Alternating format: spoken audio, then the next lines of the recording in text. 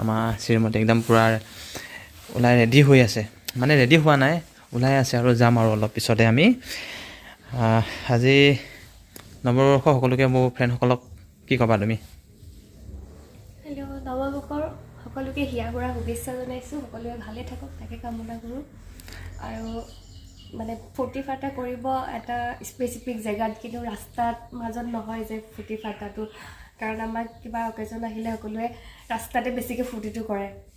এদিন মই কি ক'ব বিচাৰিছোঁ তো গম পাইছে, সকলোৱে হাতেতৰ ওপৰত উৰিবলৈ বিচাৰে, সেইটো কৰিব নালাগে। সকলোৱে ভালকৈ এটা স্পেচিফিক জেগাত যি মন আছে মানে ফূৰ্তি ফাৰ্তা কৰিব লাগে, কিন্তু ৰাস্তাত নহয়। কাৰণ আমাৰ অসমত কি হয়, তোমাৰ নিজৰ ভুলৰ কাৰণে খুব কমেই ওপৰত যায়, বেলেগৰ ভুলৰ কাৰণেহে মানে বহুতখিনি সন্মুখীন হ'ব লগা হয়। মই যিটো ক'ব বিচাৰিছোঁ সেইটো বুজি পাইছে, তো এইটো মোৰ ফালৰ পৰা বহুত ৰিকুৱেষ্ট মানে যে ৰাস্তাত নহয় ফূৰ্তিটো। অ'কে, চ' আপোনালোকে নিশ্চয় গম পালে, মানে সেইটো বুজাবলৈ বিচাৰিছে যে কি মানে সকলোৱে লিমিটত মানে থাকিব লাগে আৰু মানে যে মানে বাইক চলোৱা হওক, গাড়ী চলোৱা হওক বা নহ'লে ড্ৰিংকছ কৰা হওক, যিয়ে নহওক, নৱবৰ্ষ বুলি মানে 1 জানুৱাৰী বুলি সকলোৱে বহুত ফূৰ্তি কৰে, মানে অভাৰ হৈ যাব নালাগে।